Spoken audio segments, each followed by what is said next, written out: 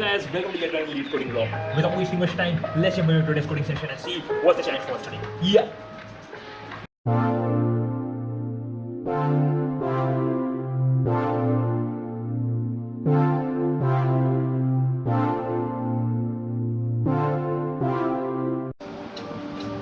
Hi guys, I'm back from my coding session और जो आज का क्वेश्चन था अच्छा क्वेश्चन था. क्वेश्चन का नाम था maximum frequency stack and it is a hard category question. वो क्वेश्चन बहुत छोटा है, क्वेश्चन बहुत सिंपल है. क्वेश्चन में ये बताया गया कि आपको एक डेटा स्ट्रक्चर बनाना है बेसिकली, जिसके अंदर आपको एक स्टैक के अंदर एलिमेंट्स पुश हो रहे हैं और एलिमेंट्स पॉप हो रहे हैं. और क्या हो सकता है ना कि एलिमेंट्स डुप्लीकेट भी पुश हो सकते हैं बार बार.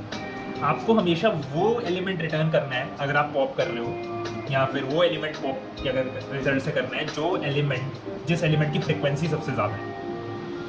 तो कहने का मतलब ये है कि मान लो कोई ऐसा एलिमेंट है जिसकी फ्रिक्वेंसी 2 है, मतलब 5 है जो 2 बार आया है और फिर 1 है जो 1 बार आया है.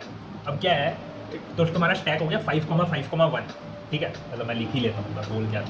तो स्टैक हो गया 5,5,1 है ना. इस हिसाब से पुश हुआ है तो आपके स्टैक में मतलब 5, 5, 1 होगा. लेकिन अगर आप अभी पॉप ट्रिगर करोगे, नॉर्मल स्टैक में क्या होगा 1 पॉप होता, पर इसमें वो नहीं होगा. इसमें आपका जिसकी फ्रिक्वेंसी सबसे ज़्यादा है वो पॉप होना चाहिए. इस केस में जैसे 5 में सबसे ज़्यादा 5 है, तो आपका जो 5 है वो एक्चुअली पॉप होना चाहिए. यानी कि यहाँ पे सबसे पहले 5 पॉप होगा और आपका स्टैक बन जाएगा 1,5. मतलब डिपेंड करता है वो तो, लेकिन 1,5 बेसिकली स्टैक बनना चाहिए. तो इस हिसाब से आपको करना है क्वेश्चन. तो ये स्टैक का ही क्वेश्चन है, जैसा कि लीड कोड अभी भी लगातार उसी पैराडिज्म में चलता हुआ. लेकिन ये करना कैसे, देखो जिन्होंने LRU कैश बनाया है ना, LRU कैश वाला जो क्वेश्चन है या मिन स्टैक वाले क्वेश्चन है, उनको ऑलरेडी पता होगा कि ये कैसे करना है, क्या कैसे काइंड ऑफ डेटा स्ट्रक्चर इनके यूज़ होते हैं.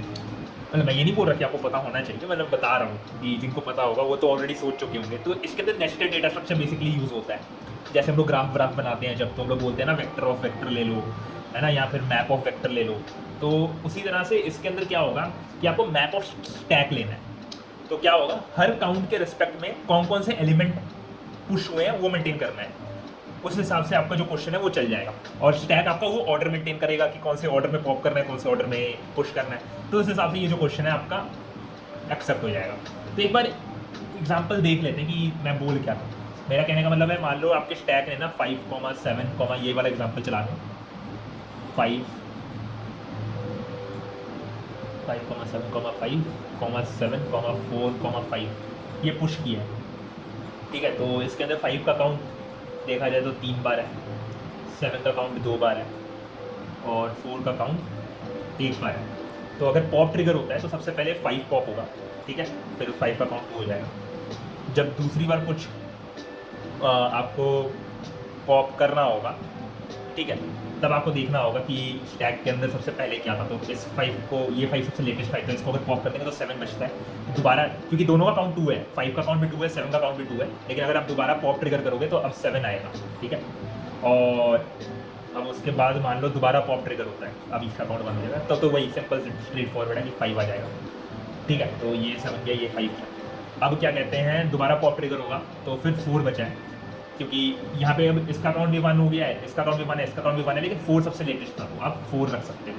आपका 4 आंसर आएगा. तो 5, 7, 5, 4 आंसर होना चाहिए. 5, 7, 5, 4 आंसर आएगा. ये क्वेश्चन का फंडा है. तो ये तो हमने समझ लिया कि कैसे चल रहा है. ऑर्डर समझ आ गया होगा उम्मीद करता हूँ. थोड़ा सा ट्रिकी है लेकिन यही मेजर चीज़ है. अब इसको करना कैसे, तो देखो मैंने क्या बोला कि तुम हैश एक मैप बना लो. मैप ऑफ स्टैक यहाँ पे मेंटेन करना है. तो मैप ऑफ स्टैक का मतलब क्या है, तो मैप ऑफ स्टैक का मतलब ये है कि तुम फ्रीक्वेंसी इस टू रेस्पेक्ट में स्टैक मेंटेन करोगे. ठीक है, तो देख लेते हैं मैं क्या बोलना चाहता हूँ. एक बार स्टैक बना लेता हूँ उस तरीके से जिस तरीके से आपको ये डेटा स्ट्रक्चर समझ आएगा. 5, 7, 5, 7, 4, 5. ठीक है, जब पहला 5 आया तो इसकी फ्रीक्वेंसी 1 होगी. ठीक है, तो मेरे हैश मैप में 1 की एंट्री के अंदर एक स्टैक ओपन होगा जिसके अंदर सबसे पहले 5 गया है. ठीक है, दूसरी बार 7 आया. 7 का फ्रीक्वेंसी भी पहली फ्रीक्वेंसी है 7 की, करेक्ट. 7 का काउंट क्या होगा 1, तो वो भी 5 जो 1 का स्टैक है उसके रिस्पेक्ट में ऐड हो जाएगा. दूसरी बार 5 आया. अब ये काउंट जो है 5 का, ये 2 है, करेक्ट. एक दूसरा हैश मैप मेंटेन कर लो कि उस 5 का काउंट क्या चल रहा है, 7 का काउंट क्या चल रहा है, वो करने के लिए. तो ये सेकंड काउंट है. तो सेकंड काउंट के लिए एक दूसरा स्टैक बनेगा. उसके अंदर 5 एंटर होगा। इस तरीके से आप ऑर्डर मेंटेन कर सकते हैं। दूसरी बार 7 आया, ये 7 भी दूसरा है, तो यहाँ पे 7 ऐड हो गया। अब क्या कहते हैं, मैंने क्या कहते हैं 5 7 5 7 फिर 4 ऐड करना था, तो 4 1 है, 4 का ये पहला काउंट है, तो ये कौन से स्टैक में ऐड होगा, 1 वाले स्टैक में ऐड होगा, तो 1 वाले स्टैक में ऐड कर दिया। अब मान लो दोबारा इसके बाद 5 आता है, तो ये 5 का थर्ड काउंट है, तो ये एक नया स्टैक बनेगा जिसका की वैल्यू होगी 3 फ्रीक्वेंसी, और वो उस वाले में ऐड होगा। कूल, ये हो गया। अब देखो क्वेश्चन करना कितना सिंपल है जब आपने ये वाला डेटा स्ट्रक्चर बना लिया।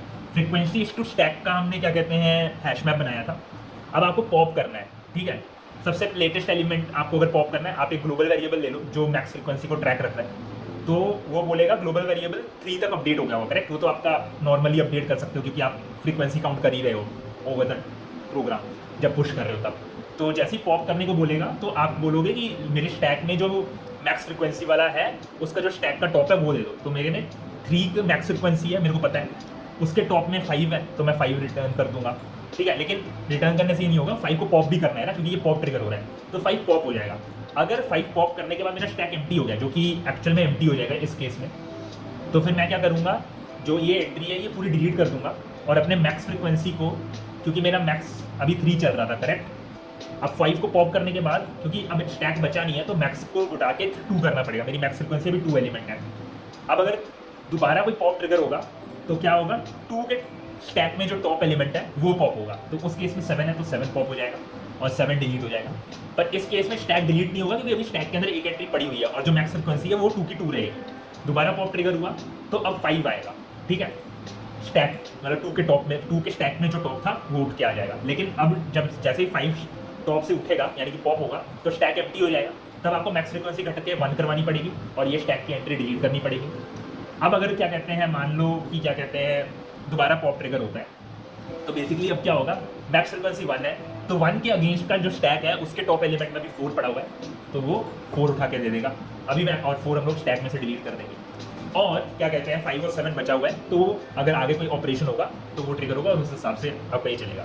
तो यही क्वेश्चन, काफ़ी इजी क्वेश्चन, हार्ड टैग क्योंकि इसको सोचना थोड़ा मुश्किल है मे बी, और मे बी इसलिए भी क्योंकि इसका जो डेटा स्ट्रक्चर है, अगर आपने क्वेश्चन नहीं किया तो हो सकता है कि आप सोच ना सको, ठीक है। अगर आप पहली बार इसको करने जा रहे हैं स्ट्रेट फॉरवर्ड, आपको इतना मतलब इतने डीएसए के क्वेश्चन आपने नहीं किए हैं, तो यहाँ पे आप priority queue plus W English के झमेले में भी फंस सकते हो, पर that will not give you a good complexity I guess. मैं पहले वही करने की कोशिश कर रहा था, अगर आप फास्ट कोडिंग देखोगे तो उसमें पता लगेगा, लेकिन बाद में मेरे को रियलाइज़ हुआ कि जो मैं काउंट कर रहा हूँ उसको भी तो यूज़ कर सकता हूँ ना, तो उसको मैंने यूज़ किया। एंड या एक बार ड्राई रन करके देख लेते हैं ये क्वेश्चन, मतलब कोड पॉइंट ऑफ व्यू से कि कैसा है। मतलब ड्राई रन तो मैंने करवा ही दिया है, लेकिन कोड कैसे चल रहा है वो देख लेते हैं, मैंने क्या क्या लिखा है। मिट जाओ या, तो देख लेते हैं या। तो मैंने एक मैप स्टैक लिया, तो ये मैप स्टैक क्या है, फ्रीक्वेंसी टू स्टैक मेंटेन करता है, ठीक है। तो यानी कि कौन से फ्रीक्वेंसी पे स्टैक का क्या ऑर्डर है वो मेंटेन करेगा ये। अनऑर्डर्ड मैप एमपी जो है मेरा एमपी है वो काउंटर है, कौन से वेरिएबल का, कौन से स्टैक एलिमेंट का काउंट क्या चल रहा है वो मेंटेन करने के लिए। तो ये तो ऑलरेडी गिवन होता है। कंस्ट्रक्टर के अंदर मैं क्या कर रहा हूँ, मैक्स फ्रीक्वेंसी एक ग्लोबल वेरिएबल है जो मैक्स फ्रीक्वेंसी अभी तक जो चल रही है एलिमेंट्स की वो मैप करती है। तो मैक्स फ्रीक्वेंसी 0 शुरू में करते हैं, कंस्ट्रक्टर के अंदर सब कुछ इनिशियलाइज करना है। अपने सारे हैश मैप्स को क्लियर कर देता हूँ ताकि कोई पुरानी एंट्री ना बची रहे।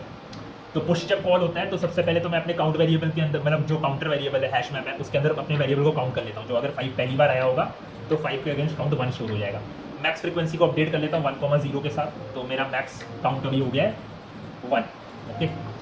और फिर मैं अपने हैश फ्रीक्वेंसी स्टैक के अंदर एंट्री कर देता हूँ 1 के अगेंस्ट में 5 के स्टैक की। अगली बार 7 आता है, 7 भी पहली बार आया है तो 7 के अगेंस्ट काउंट 1 ऐड हो जाता है, तो क्या कहते हैं वही 7 1 के स्टैक के अगेंस्ट भी ऐड हो जाएगा। 1,1 मैक्स एलिमेंट कंप्यूट होगा तो वो 1 ही आएगा, तो फिर 1 का स्टैक ऐसे चलता रहेगा। अब मान लो कि 5 मैं दोबारा पुश करता हूँ, तो अब क्या होगा, 5 के अगेंस्ट में 2 अपडेट हो जाएगा, करेक्ट। मैक्स काउंट वेरिएबल के अंदर मेरा मैक्स जो है एमपी ऑफ वैल जैसे ही करेगा तो उसको मिलेगा कि एमपी ऑफ 5 2 है, तो 2,1 का मैक्स 2 हो जाएगा, तो मेरा मैक्स काउंट 2 हो गया। और मेरे स्टैक के अंदर जो एमपी ऑफ वैल है उसके अगेंस्ट एंट्री होगी, यानी कि 2 के अगेंस्ट एंट्री होगी 5 की, कुल इस तरीके से एंट्री होगी। अच्छा, पॉप में नज़र डाल लेते हैं। तो पॉप में मैंने क्या बोला था, जो आपका मैक्स फ्रीक्वेंसी चल रहा है उसका टॉप एलिमेंट। तो मान लो अभी आपने पॉप ट्रिगर किया तो आपका मैक्स फ्रीक्वेंसी 2 चल रहा था क्योंकि आपका मैक्स अभी 2 है, तो 2 का जो टॉप है, 2 के अगेंस्ट का जो स्टैक है उसका टॉप, तो दैट इज़ 5, तो 5 मिल गया। फिर मैंने उसको पॉप कर दिया तो 5 ये एम्प्टी हो गया, और काउंट भी ये घटा दिया अपने हैश में अपने, मैंने 5 का काउंट 2 से 1 कर दिया, ठीक है, ये भी हो गया। अच्छा, मेरा स्टैक एम्प्टी हो गया जो मैक्स फ्रीक्वेंसी के अगेंस्ट चल रहा था, यानी कि और कोई स्टैक के उस काउंट के लिए लेवल पे और कोई एलिमेंट बचा नहीं है मेरे स्टैक में, तो मतलब मेरे मैक्स फ्रीक्वेंसी भी घटाना पड़ेगा मेरे को। तो मेरा मैक्स फ्रीक्वेंसी जो 2 था उसको घटा के मैंने 1 कर दिया 1। अब मैं यहाँ से रिटर्न 5 कर दे रहा हूँ क्योंकि मेरे को पता है कि आंसर 5 था, तो उस हिसाब से अगली बार 1 क्या कहते हैं 1 फ्रीक्वेंसी के आइट्रेशन के लिए चलेगा। तो बस यही है आज के क्वेश्चन में, है ना। सो उम्मीद करता हूँ आपको ये अच्छा लगा होगा। Do like and subscribe, fast coding attach देख लीजिएगा। मैं आपको कल मिलूंगा या